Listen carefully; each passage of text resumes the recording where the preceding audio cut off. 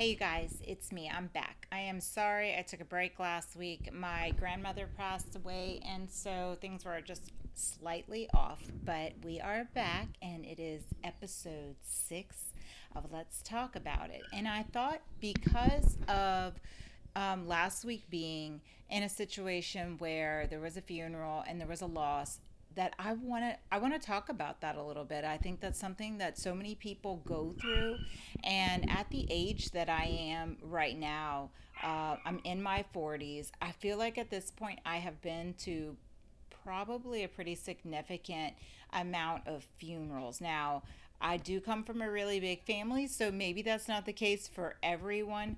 And I did unfortunately bury many people when I was young.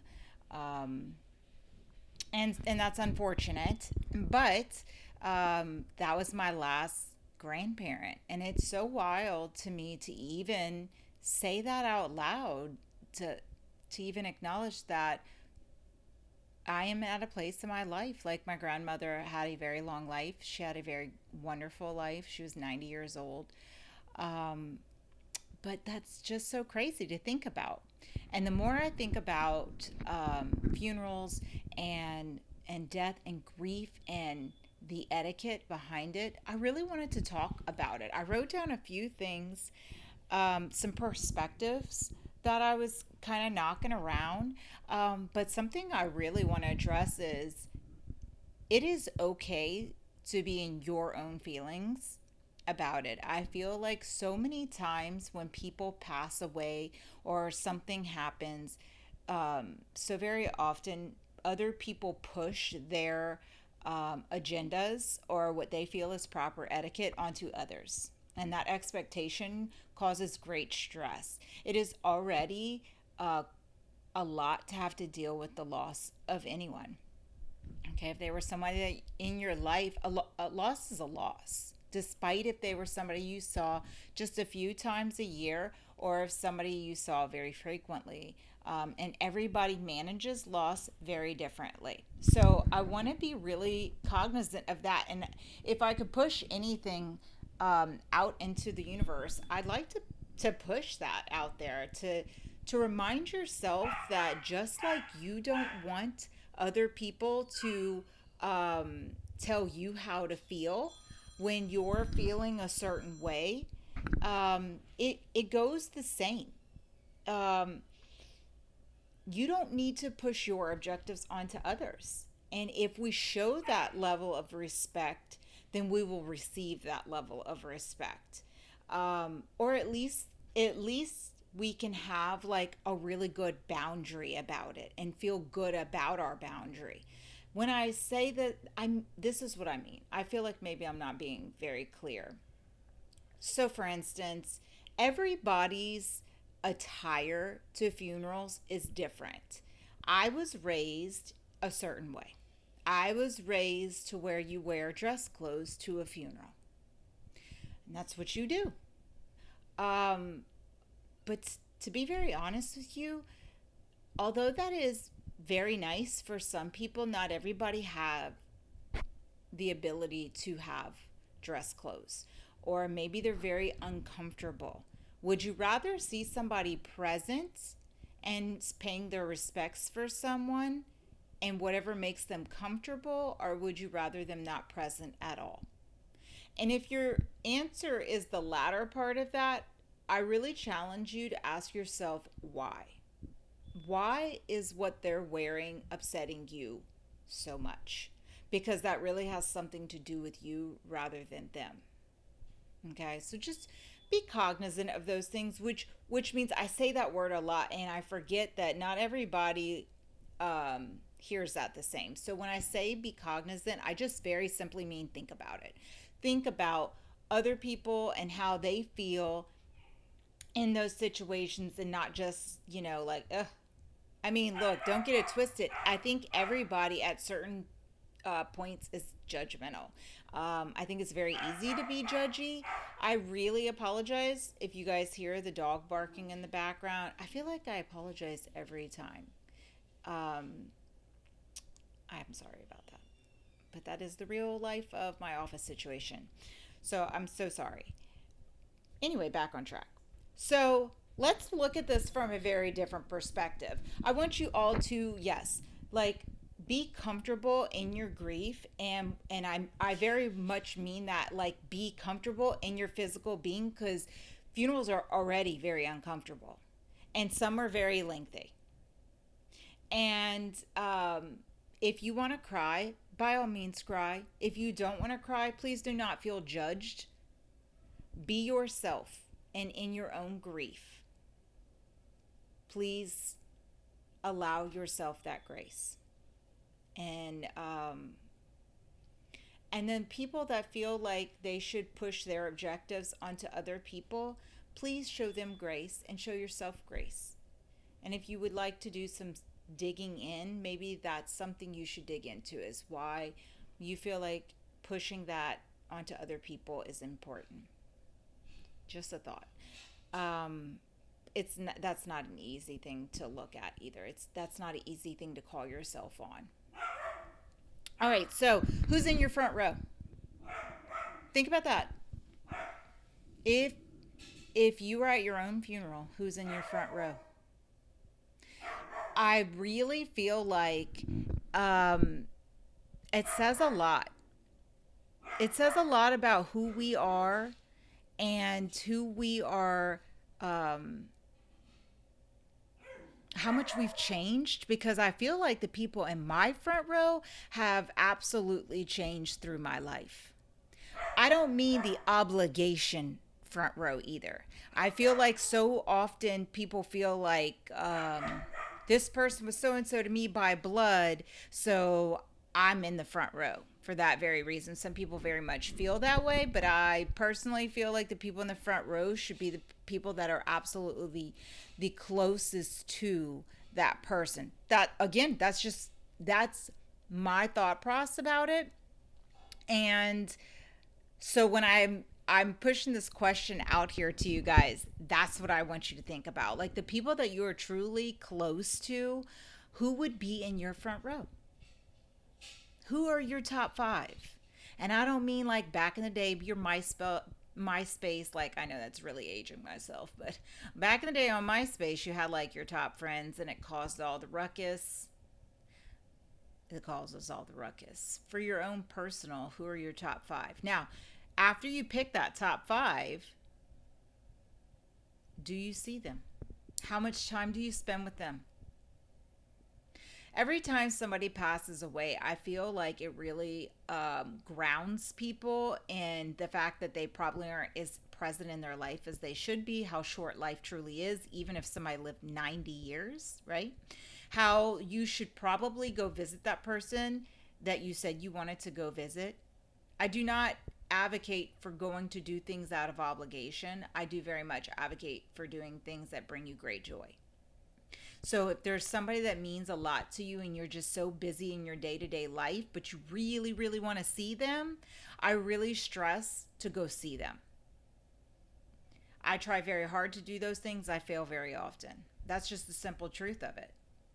I don't want to fail at it.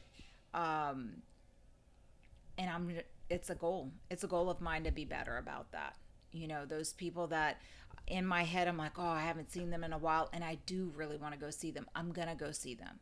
I would especially prioritize people that are older.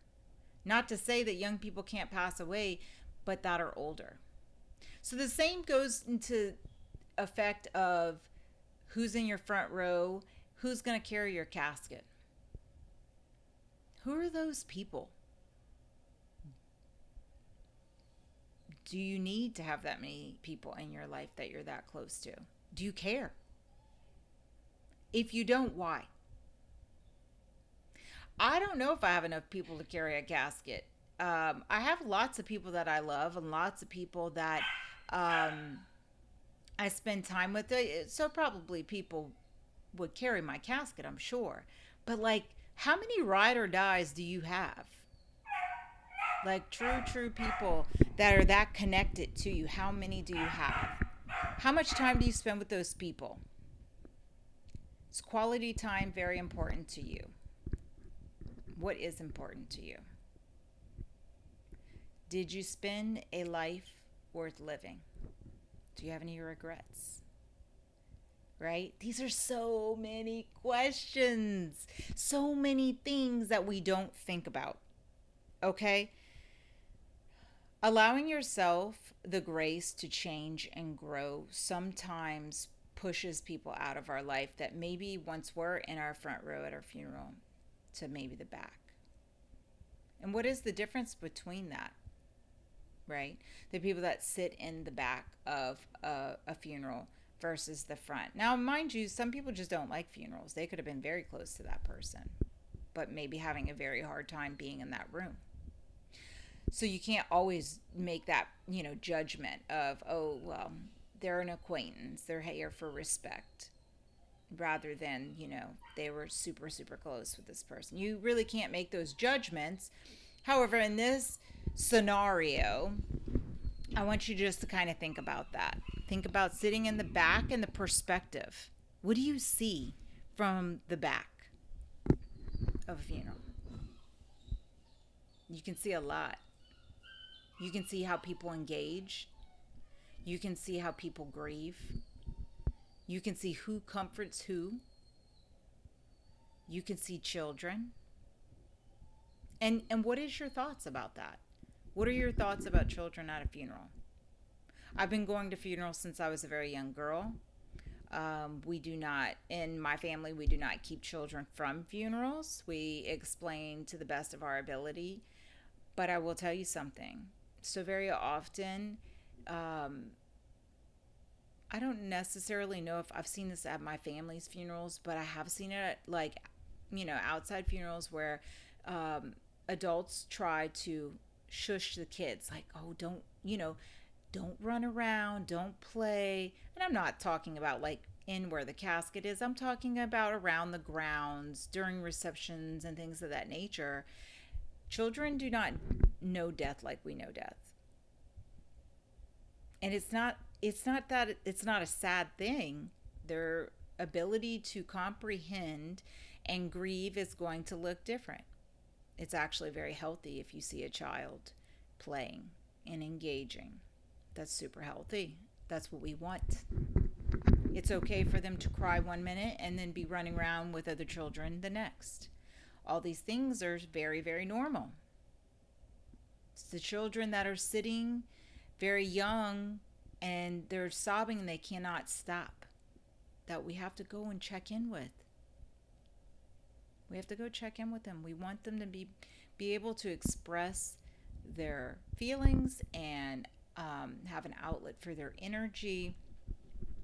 There's plenty of time for them to learn how to be sad and to process things, and play is part of processing.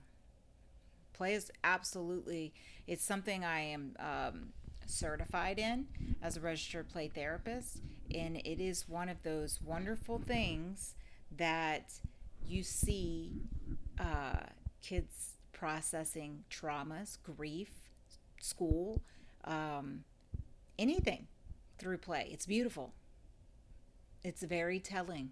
It's their language. It's their language. So we need to stop and realize that's okay. Their grief doesn't have to look like us. Just like their etiquette at a funeral doesn't have to look what the adults think it should look like. Now, do I think they should use the casket as a jungle gym? Probably not. Probably not. But if they're just acting like kids, especially the little ones, everybody knows. And that's okay. It's going to be all right. And don't forget that grief looks like different things for different people. Not everybody wants comfort and physical touch. Remember that too. Don't feel offended. Not everybody wants to go up to the casket if it's an open casket. And that's all okay. It just is. If somebody's uncomfortable, it's okay to leave. It's okay to attend part and not all. All those things are okay. It's okay to take pictures. It's okay to take videos if that's what you want. Some people want those things. Some people don't. Some people think it's disrespectful. Other people think, well, everybody's together. And isn't it sad that those are the times that everybody gets together, is wedding and funerals? But it's true, because our lives are busy. Our lives are busy. Um, how does grief show up in our bodies? Can it look like restlessness? Can it feel like a stomach ache, a headache, lack of sleep, an eye twitch, um, racing thoughts, tons and tons of eating, no eating? Could it be being lethargic, not wanting to do the things that I once did? All those things can be a part of grief. All those things are normal. And none of those things can be a part of grief. And that's also normal. You know, grief is such a tricky thing. Funerals are such a tricky thing. There's absolutely no rule book. There's just not. Um, how do we show up for each other at funerals? Do we hold each other's hands? Do we rub each other's backs? Do we give comforting words? What do you say? Is it stupid if I say I'm sorry for your loss? I'm sending my condolences. I'm praying for you. What if they're not religious? It's okay. Because to be very honest with you, if you're doing something out of the kindness of your heart, and that person is somebody that you know and they know you well, then they're going to know that that was meant from a very kind place. And there's absolutely nothing wrong with that. There's just not. If they are highly offended by something you said, then that's something they need to self reflect on. And that's something, if they get upset with you, then that's something you can back up and just go, okay, stop it. Like, don't continue the behavior if they visibly show you that they're uncomfortable. Um, just stop it. And that's okay. You didn't mean anything by it. There's no shame in it. You shouldn't have any guilt in it. It's all right. We make mistakes. We're human beings. Like I said, everybody grieves differently, and we need to allow for that. Sometimes a lot of things that we do to process grief in sessions, we do sand play, journaling, something called the empty chair exercise. All these things help you allow yourself to process what maybe is, kind of sitting in your unconscious state, maybe things you're scared to say out loud. Sometimes when people pass away, it's not always in the circumstances and what we think, right? They were old, they lived a long life, and, they're not hurting anymore. That's not always the case. I buried my my first two children's dad, and that wasn't the case. There was a lot of mixed emotions, lots of them. There was sadness, there was anger, there was rage, confusion. There were so many things that were tied to it, and shock. So, death for people is very different. How people grieve and how people show up for events may look very different.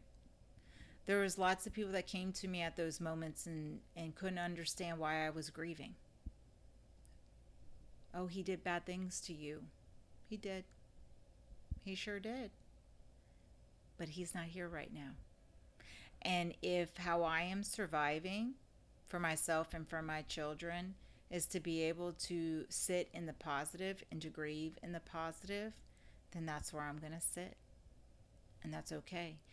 Um, People do bad things, but most of the time they weren't doing bad things the whole time, their whole life. Again, I think from the perspective of being in a situation in my 20s, burying someone whom I had two kids with, um, who I've known since I was 14, best friends with, lots of laughs, lots of memories, lots of life, built businesses, built all kinds of things, um, but also massive trauma, massive abuse, lots of things associated with just this one person. And so when everything comes crashing down and the only thing you can see is how to survive, literally just in survival mode to take care of yourself and your children, and you're taking care of yourself probably at the bare bone minimum. Having people ask you very prodding questions or setting their expectations upon you because they don't understand, that's on them. That's not on you. It wasn't on me. And I know there's so many people in the world because, to be very honest with you, I have seen things in the media, on the news, prior to experiencing this myself, and I would see, like, oh my gosh, that was awful. Like, I can't believe that person did something like this, and then that person passed away. And, people have those fleeting thoughts of, like, oh, okay. I don't even want to say it out loud, but people do think, like, oh, well, they're probably better off because he was so bad or she was so bad, or, blah, blah, blah. But those people were sons, daughters, moms, dads, friends, cousins, aunts, uncles. They were somebody. We don't know the full story. We don't know if they were sick. We don't know what happened that day. We don't know who they left behind. So I want you to be aware. Be so aware and understanding of what funerals look like for different people, that the person that's there, if they didn't pass in what we feel like is a normal way, and there was a great tragedy, think about what you say before you say it. And if you borderline think it's probably not a good idea, maybe not say it. Maybe not say it. Um, it is not our job to make other people feel bad. And just because we may want to know the answer to something, that's just being nosy. I get it. You're humans. We're nosy people. I'm nosy. I know that. But I've also been in that seat before, and I know how it feels. I spent a lot of years in my own therapy as a therapist, healing and understanding grief and processing and understanding etiquette at funerals. Um, and to be very honest with you, I still look back in that, and I'm not mad at anybody, but it blows my mind at how people say things. I didn't forget anything. I knew exactly what I had gone through. Um, that day still haunts me to this day because I'm never going to forget. Now I have forgiven, and I live a very full life, and my children are very happy. I have a very wonderfully blended family, and we have healed, and we have talked about things, because that's another thing people don't understand is when children are involved in people's deaths, when parents die and they have young children, good or bad circumstances, that follows those children for the rest of their life. People don't understand that. Oh, they're a baby. They don't have any memories of that. You're right. They really don't have any actual memories because they were so young, but they're still living without the person biologically that made them. Or they're still living with the bad decisions that person made, right? Those things do haunt if we let them. So it's how we respond to things, really, right? How other people's decisions um, may still affect us. They may still affect our children, as in my situation, but it's how we respond. We very openly talk about it in my house. We make sure that we're present. Different ages are bringing up very different questions and topics. We very much talk about how death feels, um, in our bodies, in our minds, our questions about it. If there's religious questions about it, then we talk about that. We shame zero. Open conversations. And I think that's the biggest thing is open conversations. And as we go through this life with my kids at this recent funeral, I was very open with I don't like funerals. My teenager asked me why. I explained some of it's triggering for me. That's the truth. I don't like saying goodbye. That's the truth too. I think it's important to know the things that you don't like. I do go. I may not linger. Some I stay a little longer than is comfortable for me, but when it gets real uncomfortable, I leave. I pay my respects in different ways sometimes. I just know my limits. I also know my support line. My husband is a huge support for me. He also very much understands where I am in my feelings, and when he has lost someone, I play the opposite role, right? I'm there for him. I think death is probably uncomfortable for most people. Maybe not. I could be wrong. That was me placing my opinion out there. That's just an opinion. But I do think that it's something we don't think about very often until it's like right up in front of our face. So my objective to this is give yourself grace. Let yourself feel. There's no right and wrong when it comes to funerals. If you want to cry, cry. If you don't, don't. If you want to sit in the front row, sit there. If you want to sit in the back, go. If you want to wear jeans, wear them. You go pay your respects. And if you are worried about what other people are going to think, you have to ask yourself why. And if somebody is judgmental towards you very verbally, then you have to ask them why. Or they have to ask themselves. All really good things to think about. But at the very end of the day, the people that you want or you think would be sitting in that front row for you at your funeral, have you talked to them today? Have you? Do you miss them? Our life can be very short. Our life can be very long. Ground yourself in today. Enjoy today.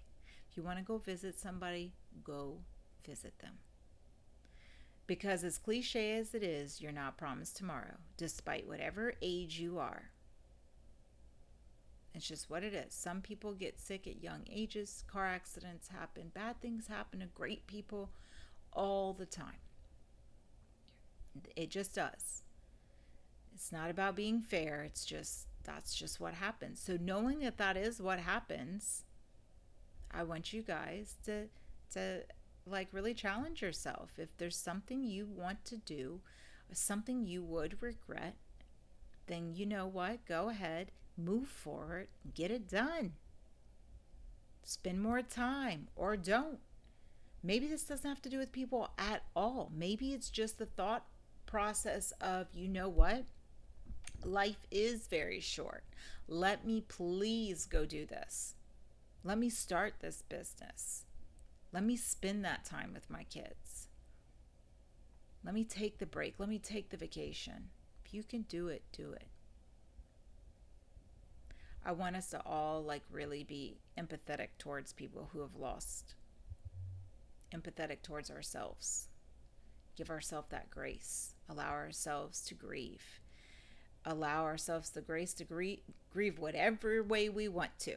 There's no right or wrong way to grieve. There's no length of time. I will stress that if you feel like you have lost and you are struggling and you feel like you are going into a hole, then reach out and get some help. Help from support groups, help from a therapist, help from a friend.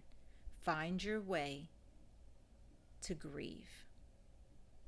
Because that person, I pretty much could guarantee you, wouldn't want you to completely go down with them.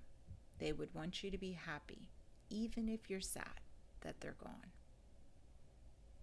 All right, you guys, I know tonight was a hard topic, and it is a hard topic. And sometimes this is going to be like that. We're going to talk about really hard things. But that's just normal. That's called life. And because it just happened to me, I thought, you know what? Let's just go ahead and dig in and talk about this topic. If there's any topics you guys want me to cover, go ahead and comment, email me. Um, on my YouTube, you can email me on Instagram or DM me on Instagram, or just pick up my email address and email me on Gmail, and I'll go ahead and cover it.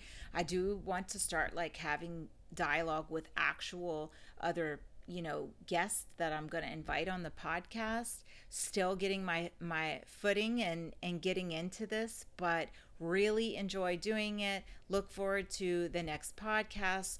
So this was Who's in Your Front Row. Let's talk about it, episode 6. Y'all have a good night.